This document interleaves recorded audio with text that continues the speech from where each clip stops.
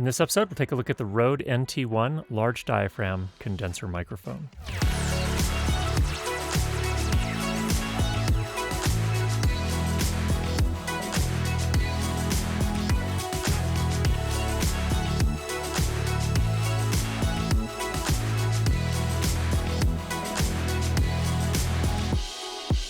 First, to start off, I bought the NT1 with my own money approximately 2 years ago. Nobody's paying me to make this review. This whole episode is recorded into the RØDE NT1, then into a Sound Devices MixPre 3 audio recorder. I use this nearly every workday for Zoom calls, and I have approximately 8 to 10 Zoom calls a day. So for the last year and a half approximately, I've been using this a lot.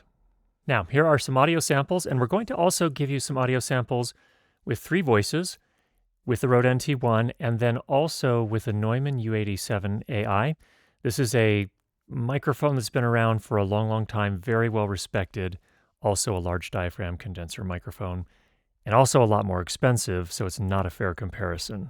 It was easier to know it than to explain why I know it. If you were asked to prove that 2 and 2 made 4, you might find some difficulty, and yet you were quite sure of the fact.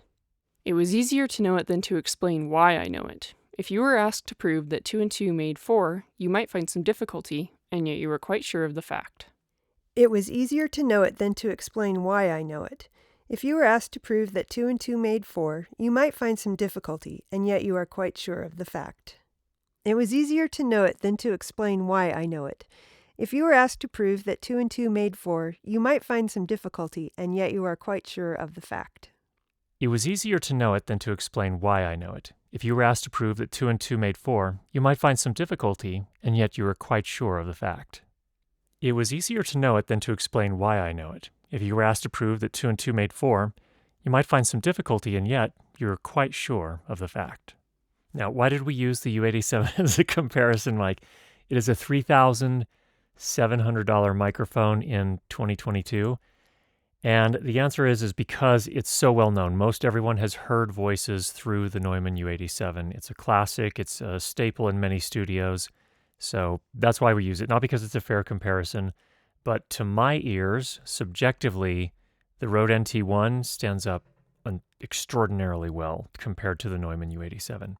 And I think it's going to come down to personal preference, but I think some people will probably say the NT1 actually sounded better, at least on some of those voices. Now, of course, this microphone has an XLR output, so it is meant to be used with audio recorders and USB audio interfaces, or even Thunderbolt audio interfaces, whatever type of audio interface you have. And it doesn't require a whole lot of gain. In fact, in this case, it's connected to the Sound Devices MixPre 3, and the MixPre 3 is set to 43 dB of gain. So you should be able to use the RØDE NT1 with pretty much any audio recorder, field recorder that's $200 or higher, and with any audio interface, it's about $150 or higher. And the reason I give you those prices is generally that's where you're going to find a very nice price to performance ratio. You can use them with less expensive devices as well, but to get really great performance, probably somewhere in that range. Now, the current versions of the RØDE NT1, first of all, there are a few things here that are going on that are going to be different than if you were to buy this microphone today. First of all, the shock mount. They have changed the style of the shock mount, so instead of this Rycote Lyre type shock mount system, there's actually a more traditional shock mount, and it also includes a different pop filter. This was included with the one that I bought 2 years ago, but they now ship with a different one. This was kind of a wire mesh type of, or metal mesh type of pop filter. The new one, I believe, is a fabric filter. I haven't used the new one, so I can't speak to how well it works. My experience with RØDE products in the past is it's probably fine. But first, let's get you a sample of a couple things. Number one, bumping the stand, and then also typing on a keyboard.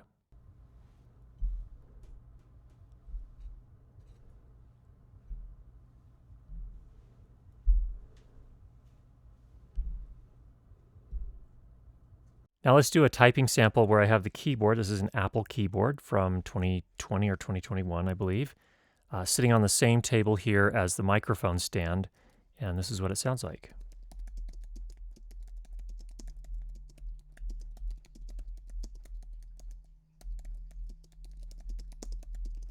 One other very cool feature of the microphone here is that it does include an internal shock mounting system that is developed by Rycote called their Lyre system, and that also helps prevent the table bumps and the stand bumps from transferring into the microphone as sound. So those vibrations can be picked up as sound, but really low frequency kind of rumbly sounds. And while this definitely picks up those stand bumps, it's not nearly as bad as it is on some other microphones I've used.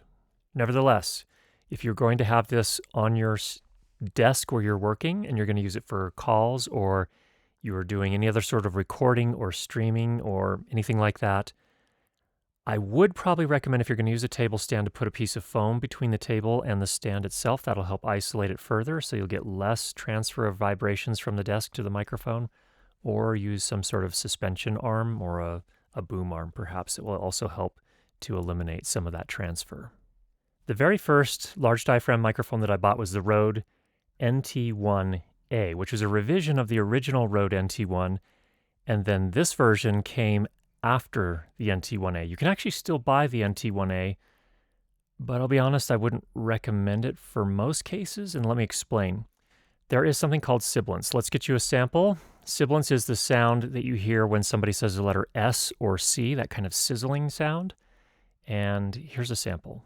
First up, sibilance sample. She sells seashells by the seashore.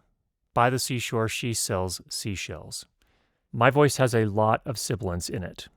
So, the RØDE NT1A emphasized that even more than this microphone does. And this microphone, it's pretty neutral overall, but if you have sibilance in your voice, it's not going to hide it. And in fact, that's part of the reason why I use this foam cover on here. This is not included with the microphone. It is not made by RØDE.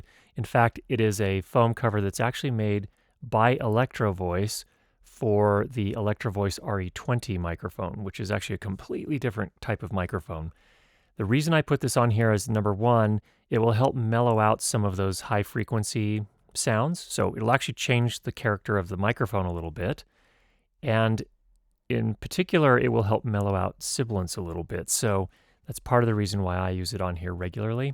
Of course, if you have a darker voice without a lot of sibilance, then I would take this off and use the included pop filter instead.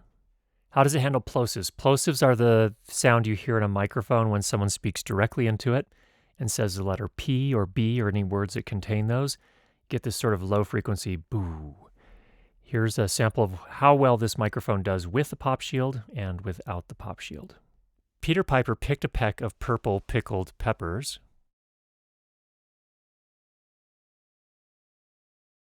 Peter Piper picked a peck of purple pickled peppers. It's another reason, as you can tell, why I use the foam cover. The foam cover is a little bit, to my mind, a little bit less imposing than having something like this on your microphone. But that can be fine, especially if you're doing voiceover and you're not doing video. But that's why I use the foam cover instead. It's a little less imposing, and it still manages a lot of those plosives pretty nicely. Not quite as well as a pop shield, but pretty well. You'll notice I also have the microphone positioned off to the side just a little bit as I talk right past it here. It's aimed at the corner of my mouth at a 45-degree angle. So it's going to pick up my voice very nicely, but it's going to be less prone to pick up those plosives. One of the tricks with microphone design is that sound coming from different directions. This is a directional microphone, first of all, cardioid polar pattern. It picks up, it's most sensitive on the front, picks up mostly sound here, tends to fall off around the sides, and it's least sensitive in the back, generally speaking. But with microphone design, when you make a directional pattern like that, what often happens is that some frequencies are picked up to different extents around the back and sides, depending on the frequency. So in other words, you can see here in the polar pattern graph that some of the frequencies are picked up a little bit more on the sides than others. But overall, this microphone does really well. Again, here's a sample. All right, in this test, we are going to see how well the NT1 rejects sound from the parts of its polar pattern that it's not supposed to pick up sound, and how it sounds when off axis. So here is right on axis, 0 degrees. Here is 45 degrees off axis.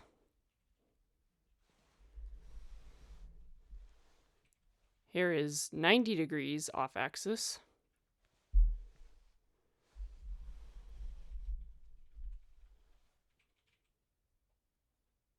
Here is 90 plus 45 degrees off axis.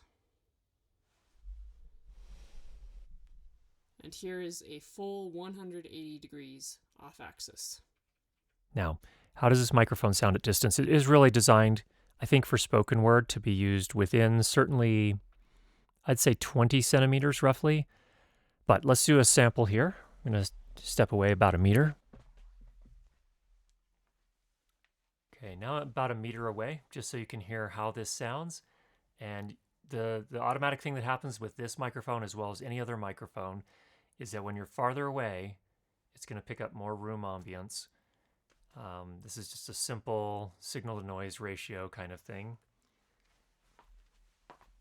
If I go 2 meters away, then you can see it picks up even more room sound, and the ratio of noise to signal, my voice, is not as good. In other words, we're getting more of the room and a little bit less of my voice. So in any case, if you are planning to use this at a great distance, I wouldn't recommend it. Like, if you're going to use anything at a distance of, again, more than about 20 centimeters, then I would probably look at a more directional microphone, like a small diaphragm super cardioid microphone, or maybe a shotgun style microphone. Let's run through the pros and cons very quickly. So first, overall to my ear, subjective here, you have to use those audio samples that we had before, as well as any other samples you can find.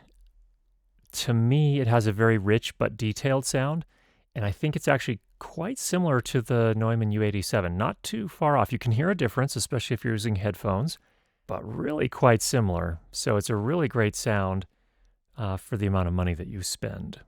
In terms of self-noise, this is one of the best microphones, certainly one of the best large diaphragm condenser microphones I've used in terms of self-noise performance. The specification is 4 dB A-weighted, which is one of the lowest in the industry. But in our practical test where we come in here and talk and then record some silence with all the lights off, and so that we're not picking up any noise in the room, I've got sound blankets on several sides. We bring that into post, we normalize the audio to minus 23 LUFS, and then we measure that silent portion. And for this microphone, that came in at minus 69 dB RMS max in our practical noise floor test. So that's very, very good. If you apply a 75 hertz high-pass filter, it dropped down to minus 77 dB. So all that, if you don't understand what any of that means, this is just to say this is an extraordinarily clean mic. It's not going to generate a whole bunch of hiss and self-noise. So if you're getting noise when you record with this microphone, it's because there's noise in your room and you need to take care of the noise in your room. It's not because this microphone is generating that noise itself. Build quality is really quite solid. Again, I mentioned there is an internal shock mounting system that seems to work decently, but the overall fit and finish and quality is just really, really good. Metal construction with some sort of really kind of hardened ceramic coating over the outside. Really good microphone. It is manufactured by RØDE in their facilities in Australia. It does include a 10-year warranty with product registration, and at the time of this review, it's priced at $230 US with a shock mount and pop shield. Now, a couple of cons, and these are very small. These are incredibly nitpicky. Number one, there isn't a storage bag included or a storage case. There is a dust cover included. It's I guess the thinking is you're going to leave this on a stand all the time and you can just put this dust cover on it when you're not using it. So I can't imagine that would be a deal breaker for most people, but just so you know. And then secondly, there is no high pass filter or pad like we mentioned on the Neumann U87 and lots of other higher end large diaphragm condenser mics. So this doesn't have that. The reality is in most cases you can just use that, whatever you have in your recorder or your audio interface or channel strip, or maybe even apply it in post. The pad is a little bit more problematic if you were planning to record really, really, really loud sound sources. That's like for putting it up against a guitar cabinet at really close range and, you know, really cranking the amplifier on your guitar cab. So if you are going to do that, maybe this is not the right microphone, although you'd have to get some really loud sound before that becomes a problem with this mic. So overall, my take and my thoughts, again, these are subjective. You have to consider your own situation. But from my point of view, I think this is a great podcasting mic. I think it's a great voiceover, starting voiceover mic. So for those of you that are getting into voiceover, I think this is a really popular option, and I think for really good reason. It is a lot of value for money. The sound is really quite good. Now, I have to say, the trick with microphones is this, from my perspective: every person's voice is different. So just like with clothing, you can buy a shirt and it might fit nicely and kind of flatter your figure. It's the same thing with microphones. If you buy something that doesn't fit your voice, then even if it's an expensive microphone, it's not a great fit. What I find is that the RØDE NT1 is neutral enough that it's a pretty good fit for most voices. So I think it's a really, again, if you're operating in that space where you have a budget of about $200 to $250 for a large diaphragm condenser microphone, you're doing voiceover, you are doing maybe a podcast, you're doing Zoom calls, and you just are willing to spend that kind of money to get really good quality, then I think this can be a really good option. So hope that was helpful for you. If you have any questions, go ahead and leave those down below. If you've not already subscribed, make sure you do that. And we'll be sure to get you more great videos on how to improve your lighting and sound for video. Talk to you soon.